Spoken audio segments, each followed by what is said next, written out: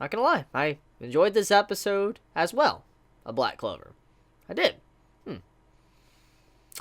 Now, I'm not gonna lie, it's not a perfect episode, and it's not, a 10 out of 10 episode. It's not an episode that is, like, breaking any grounds or breaking the mold of shonen, but it was a fun episode. And once again, I will give praise when praise is due, and that is exactly what I'm giving it. Black Clover had a very interesting and fun episode. So, getting into the bad first. Let's get into the bad, and then I want to dive into the good, okay? Because I want to get the bad out of the way, and then talk about the good stuff. So, first things first, to get quickly over this little piece, once again, very long recap, about 4 minutes of the entire episode is spent on recap. We have first 2.5, 3 minutes focused, like, on just recap and all that, the demon and all that, and then we got the opening sequence, and that was basically 4 minutes of the episode, so I'm just going to move past that. Once all that was settled, the other things that were kind of bad about the episode, obviously, was certain things that disappointed me and how predictable it was, which is one of the big things I know about when it comes to Black Clover. It is a very predictable series. It's very cliche, and I've talked about this many times. And once again, I don't want to say just because it's cliche doesn't mean it's a trash series. The reason why I think it's bad is just because of my personal bias. So, the thing I didn't personally like was that the main female character, she's a tsundere. Very stereotypical tsundere at that, and she's a bit of a jerk, but at the same time, her overall backstory is very, very stereotypical for a main female character. Family problems, mother died, brother doesn't like the younger sister. I mean, just to give a good, perfect example of that, from another shonen, look at Bleach. Bleach, perfect example, okay? But basically, she doesn't have a good relationship with her family. Her family mocks her or whatever. And on the same token as that, basically, she doesn't know how to use her magic at all. She's just considered a failure overall. And like I said, she's a bit of a jerk. So her entire character is very stereotypical for a main female protagonist or main female shonen character. That's like part of the main male character. She isn't anything, so to say, groundbreaking. She isn't anything that's like, holy crap, best shonen female character of all time. However, even though I say that, does not mean she's bad. Actually, design-wise, big fan. I like the design. Really big fan of it. And I don't know if it's just me, but the design of her, she reminds me a lot of, like, Diane. Diane from, Taizai, the Seven Deadly Sins, Taizai. Her design reminds me a lot of that. I mean, she has a different hair color and all that, and her clothing is a little bit different, but just, I don't know, just the way she carries herself, it just reminds me somewhat of Diane. And I'm like, that's pretty cool. I do like Diane from, Taizai, and seeing a design that reminds me of that series does make me happy. So points for her for that. Now, despite all of the cliches with her character, I do like how she is a character with flaws. And despite it being very cliche, the way it's presented is pretty interesting. And the reason why I say that is because she doesn't have the typical problem. Like, usually when you have a main female character that's having some family issues and, their brother doesn't like them, their family just like your failure or whatever, usually the reason why they say that is because of over something very simple, petty, something that could easily have been worked on. In this case, her problem is she can't really use magic, and she's part of a royal family, and because of her being part of a royal family, that makes it to where everybody looking at her, they expect a lot out of her. They expect a lot out of anybody that's born in the royal family to be able to get into the Magic Knights, the top tier Magic Knights, and, be able to be very big and popular and be able to use great magic. And in this case, her having mess-ups with her magic to where she can't even aim. When she tries to aim for something, it just curves and all that. That shows that there's a problem. And so, I do like how it was displayed. It adds something that, even though it's not unique, it's something that is interesting. And it keeps you entertained. Because she's not perfect. It's not because she is weak by any way. Because normally, when it comes to main female characters, they're very weak. They are very weak. I mean, examples here. Let's just think about, Sakura. Okay, I know I just fired some shots, but just Sakura. And that's usually what happens. A main female character of a shonen, they're very weak, they don't have good power or whatever.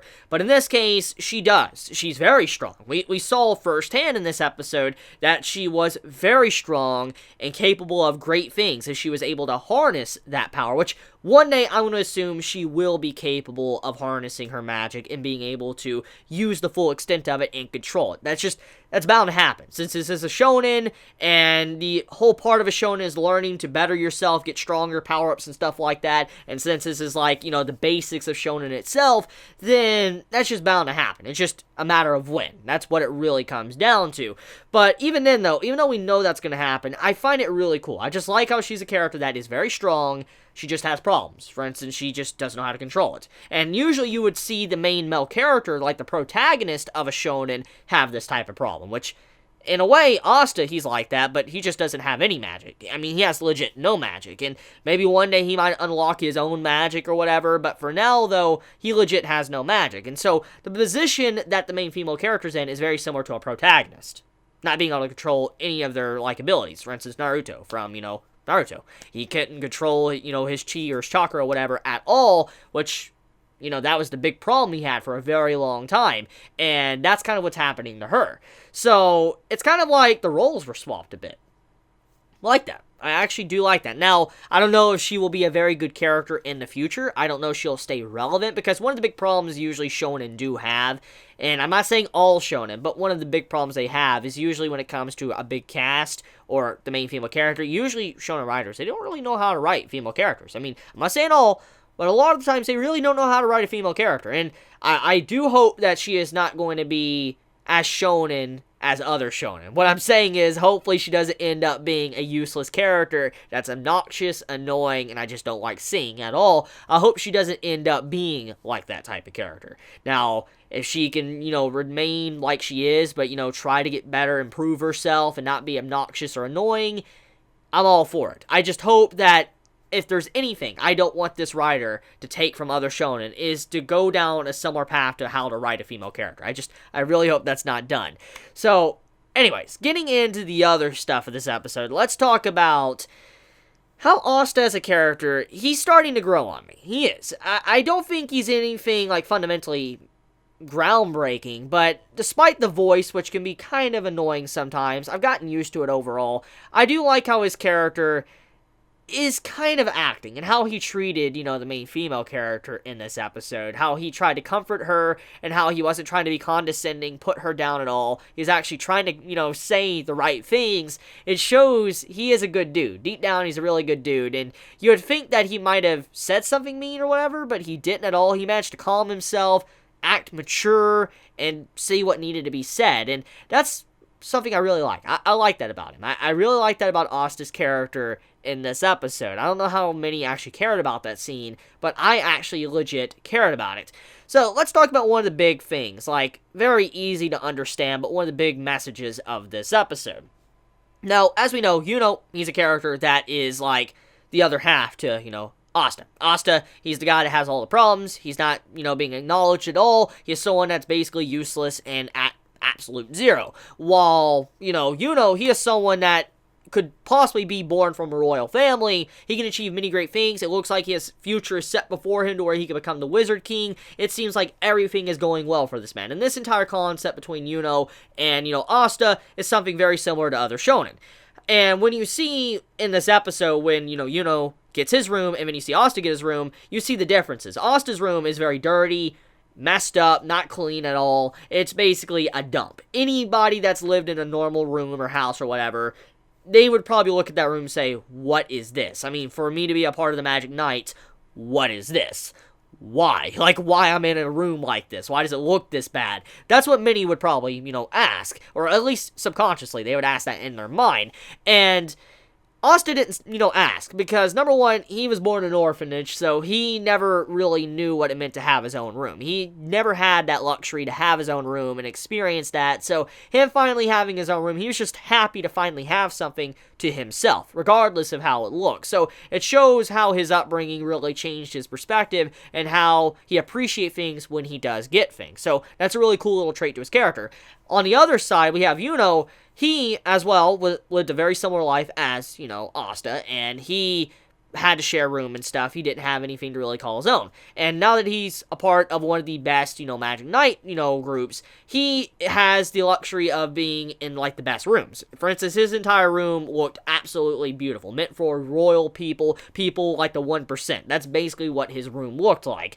And for a fact, if you've lived in an orphanage all your life and when you were introduced to this room, you'd probably be just in utter shock. You're like, this is just too much. That's what you would think. And you can see by the way he looks around and all that, he probably is thinking that. He's probably thinking, like, this room is just too much. I'm not worthy of this. I would have been, better off with a room like Asta, which he doesn't know what Asta's living in, but that's what I'm getting at. Most likely, he feels like the room is just a little bit much. And so we see the distinct differences there with how these two are living in a completely different life from each other and how they're being handled and how Yuno's side is perfect while Asta's side is not perfect. So that's basically what's being represented here. Asta's entire group is flawed. They're all failures. And that's what was even stated at the end of the episode. While Yuno's entire group, they're perfect. They're people that are they know how to use their magic, they have great magic capabilities, they have beautiful and perfect rooms, just everything about them is perfect. They don't really have any character flaws. That's a big thing. And so, yeah, we see the differences there, what the writer was trying to reinforce in this episode of Black Clover. So yeah, that's about it. I want to end it there. It was a good episode. It was. It had its problems, like I already said.